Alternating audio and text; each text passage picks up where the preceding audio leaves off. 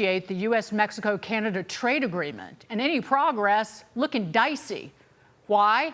Canada making it all about themselves. The country's ambassador to the U.S. admitting that tariff relief is a higher priority to them in these negotiations than the trade treaty. Yikes, because America's trade representative, Jamieson Greer, is already not happy with Canada's conduct, blaming that country just last week for its retaliatory tariffs on U.S. goods, slow-rolling talks. Here now to react to all of it, Unleash Prosperity co-founder Steve Moore. Steve, good to see you as always. Gosh, what do you want to see with this USMCA renegotiation? Is Canada misbehaving? Do we need to pull them in somehow, Steve? What do we need to see?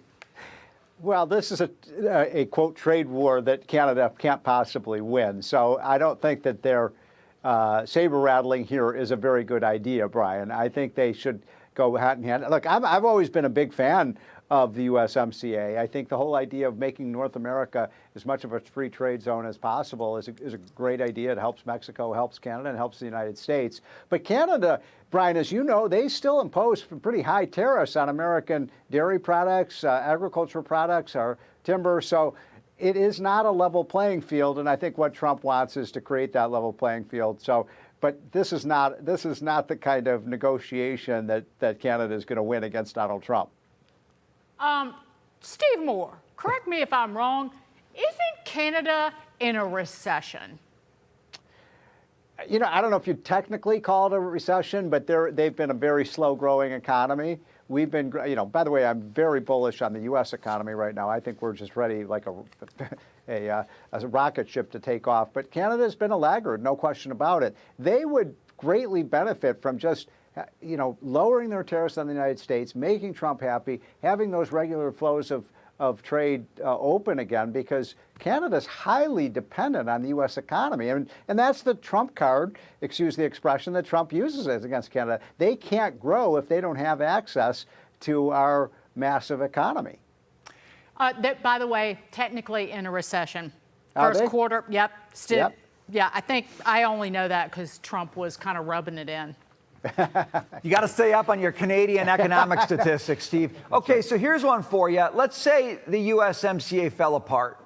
Let's say Canada, the United States just can't get it together. Maybe we do something with Mexico because we seem to get on better with them.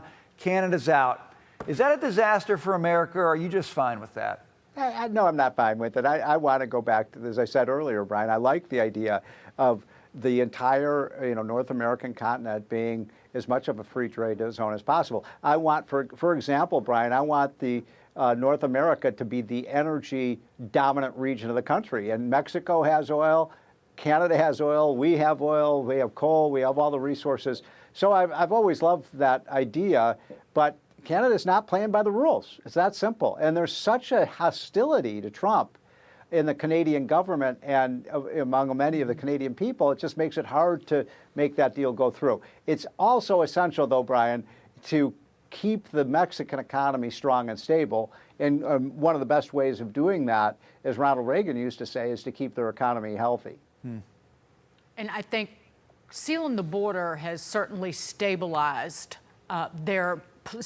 certainly the situation in our southern neighbor. Yeah, no doubt about it. And it makes it easier for us to do business with them when we don't have hundreds and hundreds of thousands of people coming over the border every day. I mean, Trump has done a masterful job at getting control of that southern border. You know, you have almost no illegal entries today. It's a much more regulated system. And I think most Americans feel very good about that. Good fences make good neighbors. Steve Moore, great to see you tonight. Take care, sir.